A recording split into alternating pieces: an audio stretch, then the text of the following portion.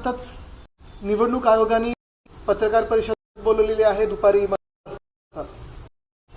आणि कदाचित निवडणुका महानगर घोषित लागले. अजून एक महत्त्वाचा विषय म्हणजे ज्या निवडणूक आयोगाच्या इलेक्टोरल रोल्सवर आक्षेप घेतले होते, लाखोमध्ये आक्षेप घेतले होते, त्याचं उत्तर अजून तरी आले नाहीये.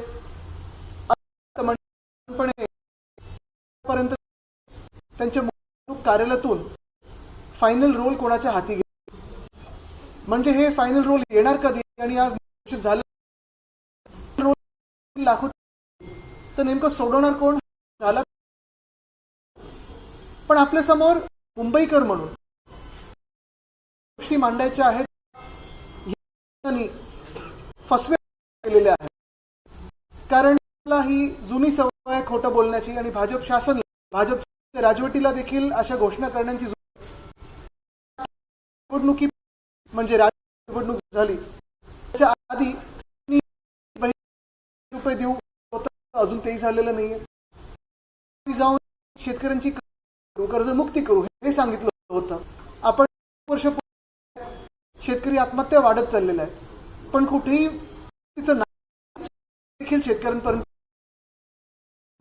वातावरण जेव्हा ती शहरं निवडणुकीला सामोरी जात आहेत, महानगरपालिकेच्या निवडणुका, त्या ठिकाणी मुंबईसाठी घोषणा मागण्या केल्यानंतर, उद्धव बाळासाहेब ठाकरे पक्ष म्हणून आम्ही मागण्या केल्यानंतर मंत्र्यांचे असेल किंवा गृहमंत्र्यांची असेल धावपळ झाली आणि थातूर मातूर उतरून केलं होतं. आणि त्या सगळ्या घोषणा त्यांच्या एक्सपोज करणार आहे, त्याची चिरफाड करणार आहे आणि आपल्याच माध्यमातून लोकांना सांगणार आहे की ह्या घोषणा आहेत त्या फसव्या आहेत, खोटं, ह्याला बळी फसून जाऊ नका. पहिली घोषणा म्हणजे आपण सगळीकडे होर्डिंग एक मुंबईत पाहायला गेलं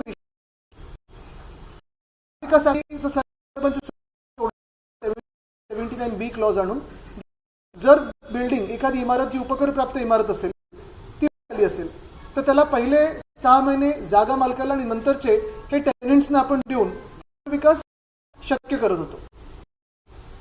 अगदी राष्ट्रपतींपर्यंत गेला 22ला तेव्हा जेव्हा त्याच्यावर सही होऊन आलं, अनेक ठिकाणचे पुनर्विकास हे मार्गी लागत देखील मिळाल्यानंतर आपण पाहत असाल कोणीतरी कोर्टात गेलं, एक तांत्रिक तिढा बसलेला आहे.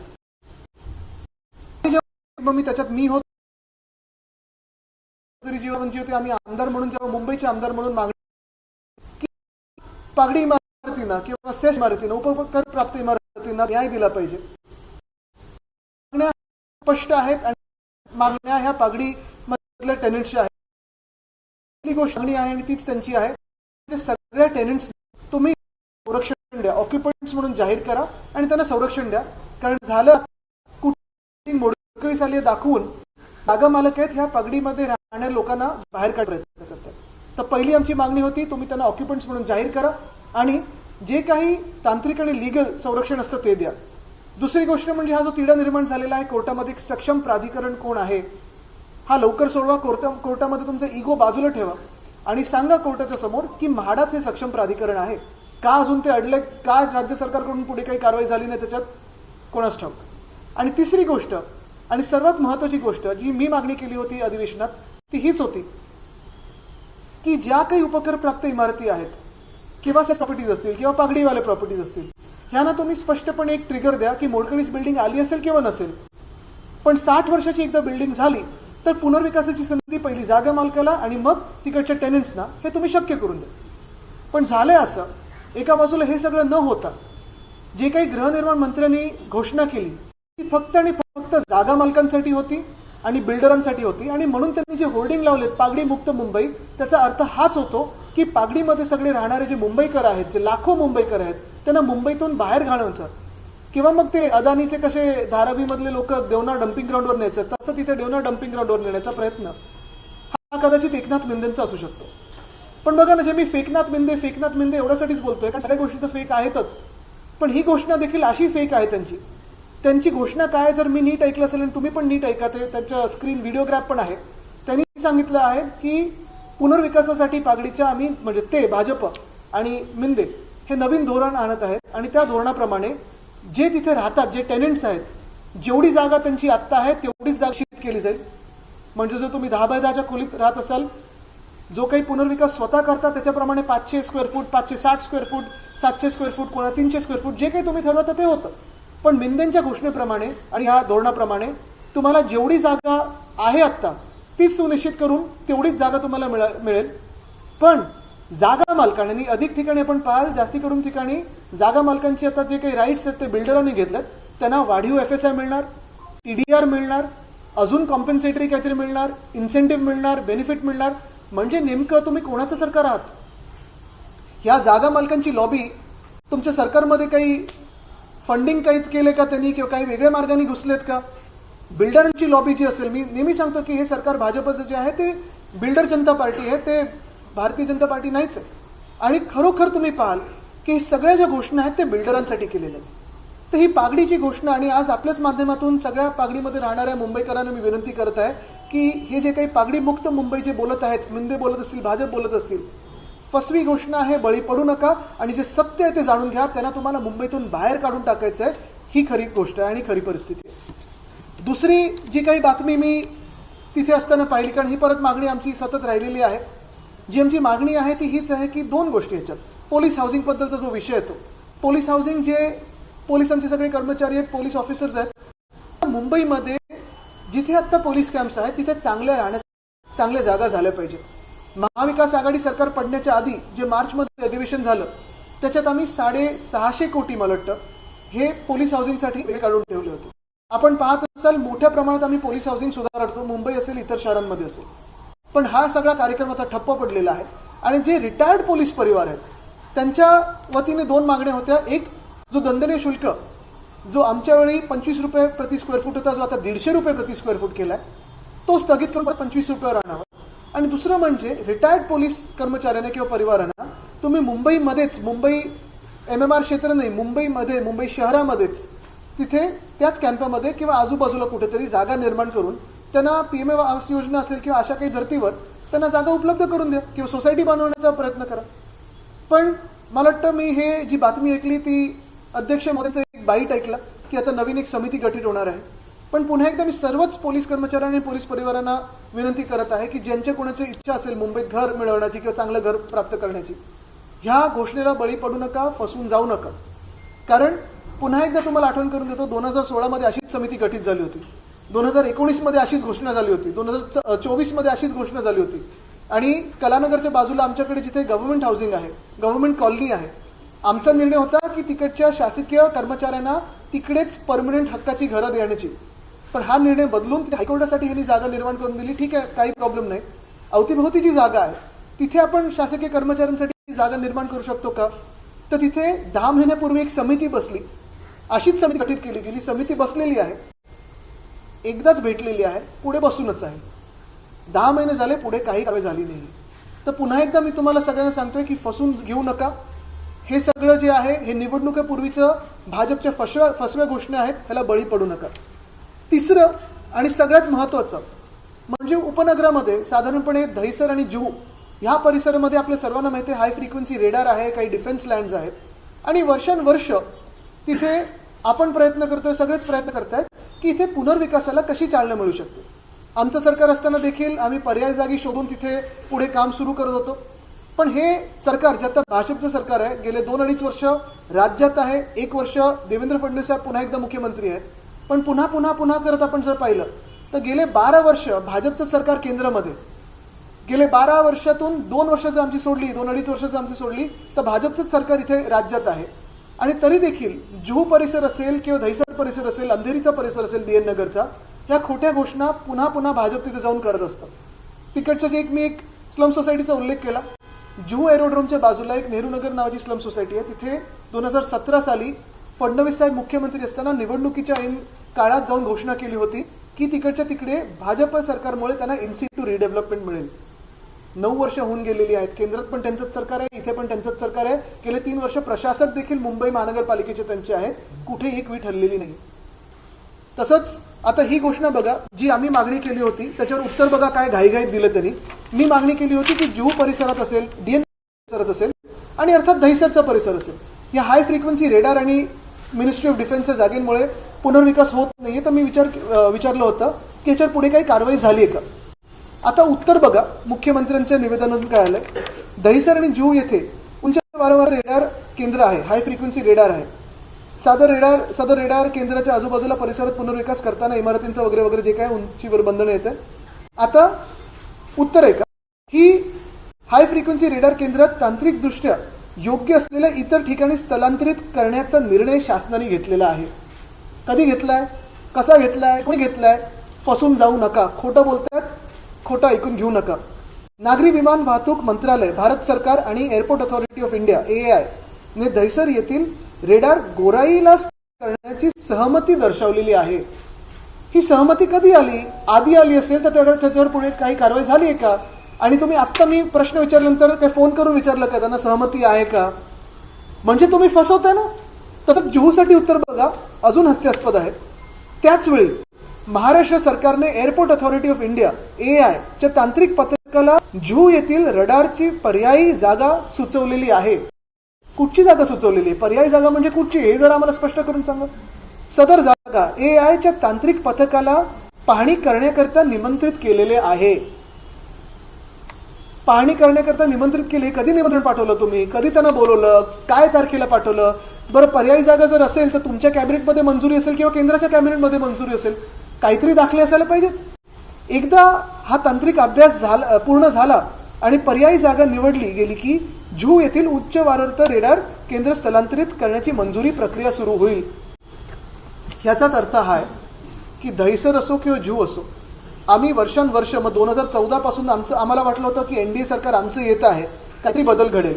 आम्ही शिवसेना उद्धव बाळासाहेब ठाकरे पक्ष म्हणून हा विषय सातत्याने मांडत आलेलो आहे. तसाच हा विषय पुन्हा एकदा मी ह्याच अधिवेशनात मांडला की जुहू येथील हाय फ्रिक्वेन्सी रेडार आहे, दहिसर इकडचं हाय फ्रिक्वेन्सी रेडार असेल, तिकडचं एअरपोर्टचं असेल किंवा इतर काही गोष्टी असतील, ह्या सगळ्या अडचणींमुळे तिकडचा पुनर्विकास जो अडलेला आहे त्याच्यावर पुढे काय झालं.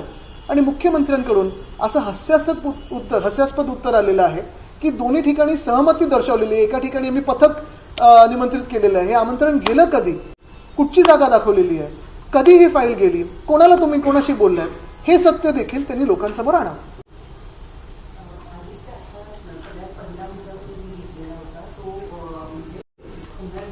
पागडी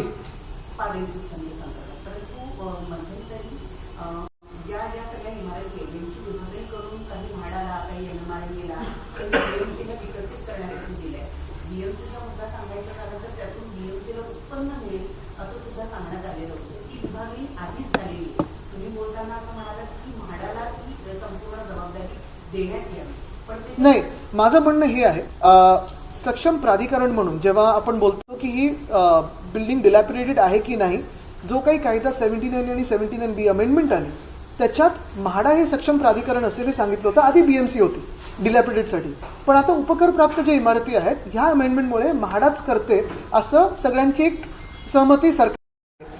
पण जी केस झालेली आहे ती कॉम्पिटंट अथॉरिटी नेमकी कोण आहे ह्याच्यावरनं झाली. तर हा तिढा जो काही आहे तो राज्य सरकारने सोडवावा. आणि ह्याच्यात घुसायचंच नसेल, राज्य सरकारला ह्या तिढ्यात जायचंच नसेल तर पर्यायी मार्ग हा आहे. जर आता तुम्ही हीच इकडे पूर्ण रांग बघाल, शिवसेना भवनाला येताना आजूबाजूला दोन्ही बाजूला उपकरप्राप्त इमारतीच आहेत. जवळपास दक्षिण मुंबई आणि दक्षिण मध्य मुंबई या सगळ्या इमारती उपकरप्राप्त आहेत जास्तीत जास्त. आणि जवळपास सगळ्या इमारती 60, 70, 80, 90, काही 100 वर्षाच्या पुढच्या आहेत, काही चाळी आहेत. आता जी घोषणा सरकारने केली की तेवढीच तुम्हाला जागा मिळेल टेनंट्सना, ज्या चाळींमध्ये 10x10ची खोळी आहे किंवा कॉमन टॉयलेट आहे, मग तेवढंच तुम्हाला मिळणार का. जे पगडीवाले मागतात ना त्या 3 गोष्टी आहेत. एक, त्यांना संरक्षण द्या टेनंट्स म्हणून. दुसरी गोष्ट म्हणजे ट्रिगर नेमानं 60 वर्षाची बिल्डिंग असेल, 30 वर्षाची बिल्डिंग असेल, वय तुम्ही ठरवा काय पाहिजे ते, पण मोठ्यावेळी यायलाच पाहिजे असं कशाला, लोकांचे हाल झालेच पाहिजेत असं कशाला.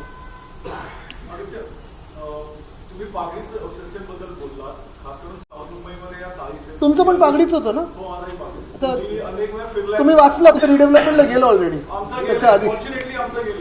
पण बाजूच्या नाही गेलं. माझा प्रश्न असा आहे की महारेरासारखी एक कॉम्पिटंट अथॉरिटी आहे जी इतर वेळी नवीन कन्स्ट्रक्शनवर नेहमी एक वचक ठेवून असते, पण रिडेव्हलपमेंटची जेव्हा गोष्ट येते किंवा पागडीची जेव्हा गोष्ट आहे तेव्हा महारेराला काही अथॉरिटी नाहीये. तर जेव्हा तुम्ही कॉम्पिटंट अथॉरिटीची गोष्ट करता तर महारेराला या अथॉरिटी तर चालतील का किंवा महारेरा ही तुम्हाला वाटतं का की कॉम्पिटंट अथॉरिटी आहे? बघा, मुंबईमध्ये साधारणपणे 14,500 ते 15,000 इमारती ज्या सेस आहेत किंवा उपग्रह प्राप्त आहेत.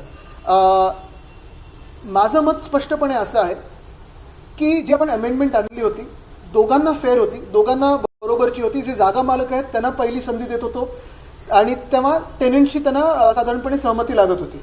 तसंच जर जागा मालकांना जमत नसेल तर टेनंट्सचा मार्ग मोकळा आहे, जो काही विकासक नेमायचा तो, आणि विकासक नेमल्यानंतर जागा मालकाला कॉम्पन्सेशन मिळत होतं. तर म्हणणं एवढं साधं सोपं आहे की सगळं काही बाहेर एकाच अथॉरिटीवर टाकण्यापेक्षा, एकाच प्राधिकरणावर टाकण्यापेक्षा तुम्ही जे चालू आहेत त्याला थोडा मार्ग सोपा करून द्या. आता रेराचं पण जो मी आपल्याला आठवत असेल अधिवेशनात हेच मांडलं होतं की SRA ला पण रेरासारखी एक अथॉरिटीची जरूर आहे. कारण रेरामध्ये आता किती वर्ष केस पेंडिंग आहे.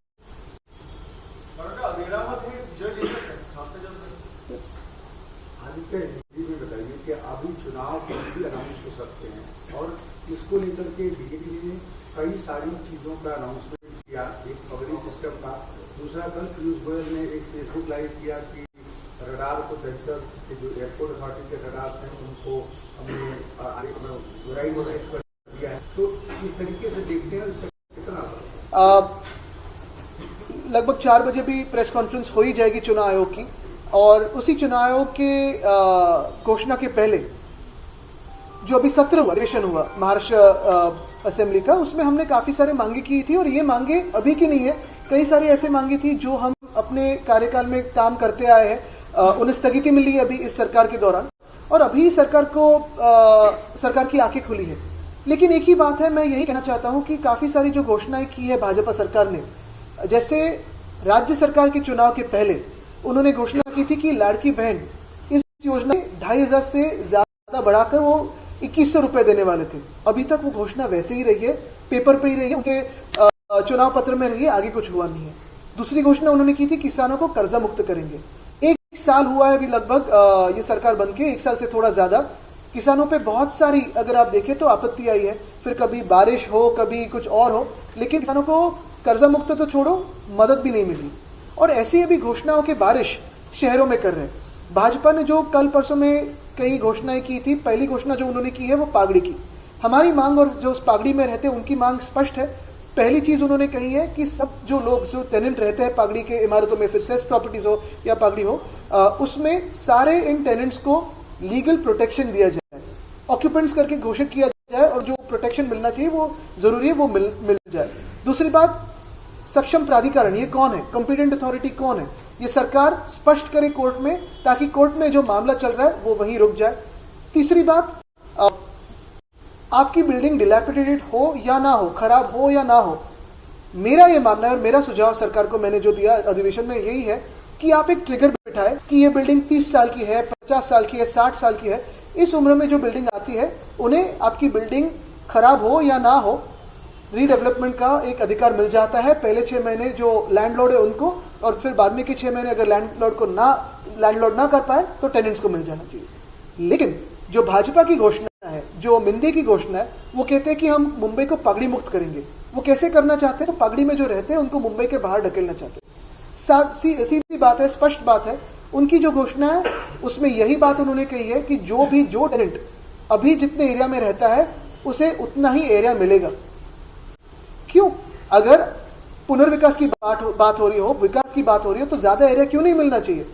300 स्क्वायर फुट हो, 500 स्क्वायर फुट हो, 560 हो, और वो सारी जो चीजें हैं नेगोशिएशन में रखनी चाहिए, फ्री मार्केट में रखनी चाहिए, टेनेंट्स पे आधारित होनी चाहिए, ना कि सरकार पे.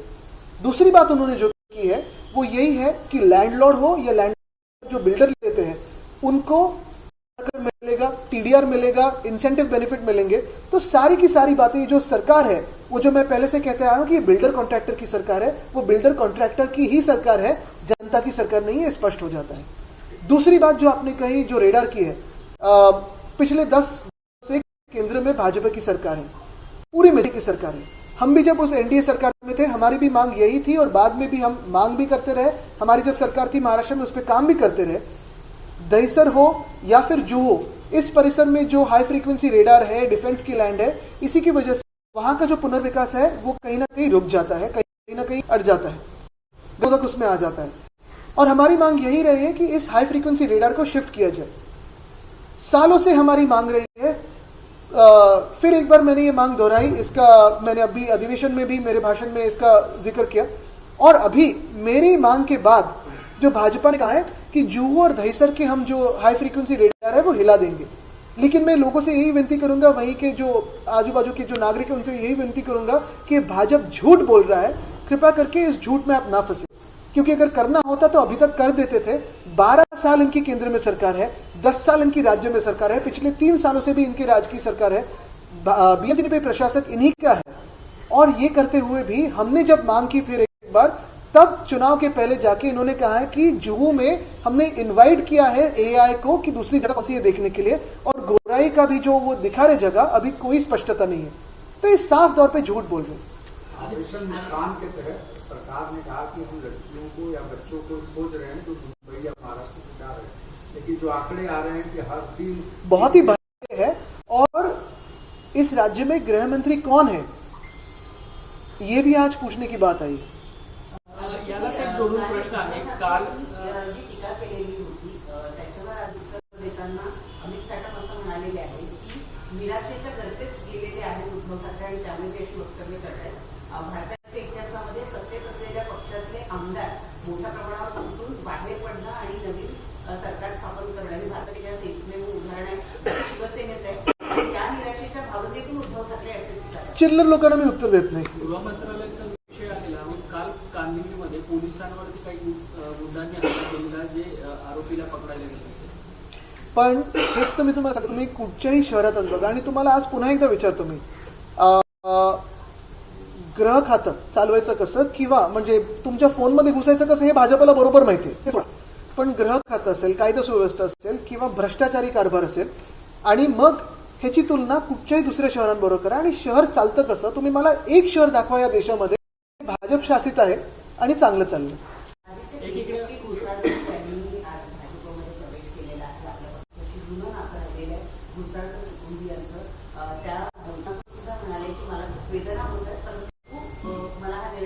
नाही, बोलण्यासारख्या खूप गोष्टी आहेत त्याच्यावर, पण आज मी बोलणार नाही, कारण मला ह्या विषयाकडनं डायव्हर्ट करायचं नाही। होऊ दे ना, त्याच्यावर नवीन खूप आमच्याकडे पण खूप गोष्टी बोलण्यासारख्या। त्या दिवसामध्ये आणखी काही लोक जाऊ शकतात। बघा, सगळं काही झालं तरी मुंबईचे हाल आपण पाहताय, आणि जे कोणी भाजपमध्ये प्रवेश करतील पुढच्या काही दिवसांमध्ये असतील, मतदान करतील, जे काही मुंबईचे हाल आहेत त्याला ते स्पष्टपणे जबाबदार राहतील, थेटपणे जबाबदार राहतील। धारावी मॉडेल तुम्ही सतत क्रिटिसाइज करत असता की धारावीच्या लोकांना बाहेर काढलं जातं, तुम्हाला वाटतं साऊथ आणि सेंट्रल मुंबई पागडी मुक्त जे एकनाथ एकनाथ मिंदे बोलत आहेत सतत, ते पागडी मुक्त हेच आहे की त्यांना मुंबईमधला जो टक्का आहे पागडीमध्ये राहणारा त्यांना सगळ्यांना बाहेर काढायचं।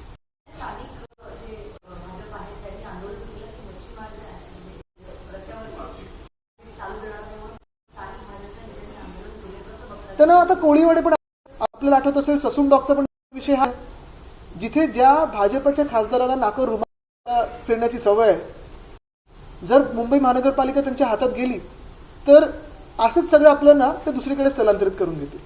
आपण अधिवेशन केलेलं आहे, आज अधिवेशन काल संपलंय आणि आज निवडणूक आयोग पत्रकार परिषद घेते आहे।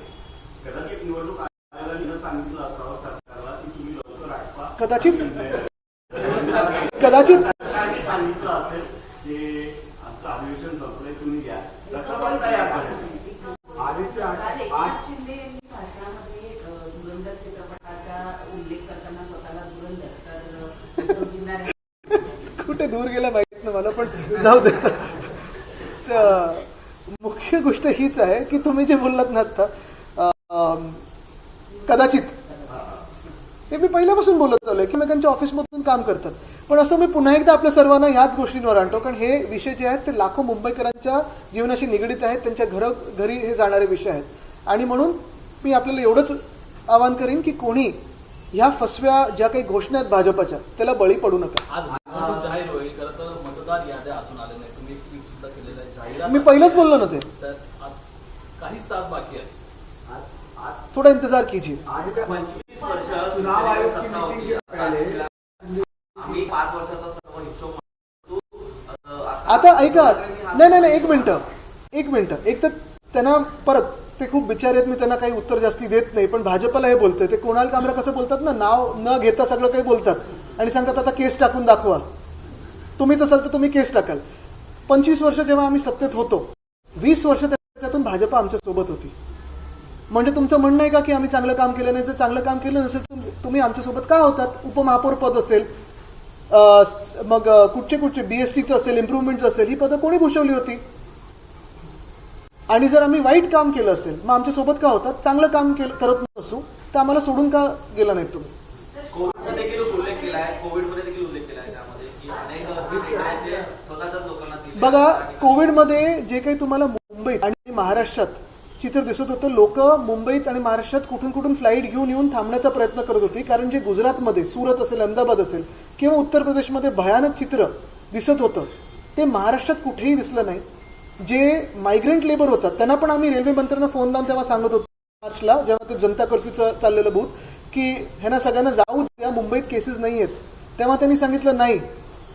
आणि मग 1 मेला जेव्हा केसेस पूर्ण टॉप पीकला गेल्या तेव्हा त्यांनी ट्रेन्स उघडल्या होत्या आणि तो देशभर होता. पण मायग्रंटचे काय हाल झाले होते आपल्या मुंबईत पण आपण पाहिलं असेल. मुंबईत कुठेही किंवा महाराष्ट्रात कुठेही आम्ही कोणालाही नाही, जसं गुजरातमध्ये झालं की उत्तर प्रदेशमध्ये झालं, पारदर्शक आम्ही कारभार चालवत होतो.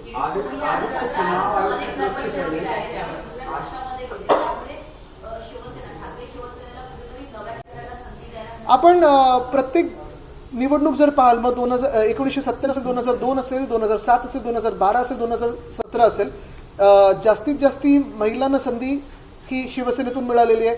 जास्तीत जास्ती नवीन चेहऱ्यांना संधी ही शिवसेनेतून मिळालेली आहे. तर एक नक्की आहे की मुंबईचा विश्वास हा एका व्यक्तीवर आहे, उद्धव बाळासाहेब ठाकरे.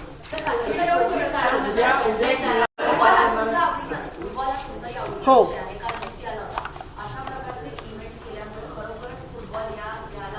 नाही, मला वाटतं बघा, मेसी येणं किंवा कोणी असं जागतिक स्टार येणं चांगलीच गोष्ट आहे. पण जो बाकीचा मेस होता, जे राजकीय लोक जाऊन फोटो बिटो काढण्याचा प्रयत्न करत होते, खरे फॅन हे लांब राहिले. आणि म्हणून मी पण खरा फॅन म्हणून तिथे गेलो नाही. कारण नाहीतर आम्हीच सगळे राजकीय लोक पुढे पुढे करत असतो, जे खरे फुटबॉल खेळतात किंवा जे खरोखर यांच्याकडून प्रेरणा घेतात, त्या तरुण मुलं मिळणार. धन्यवाद. बोलले ना फोटो काढले.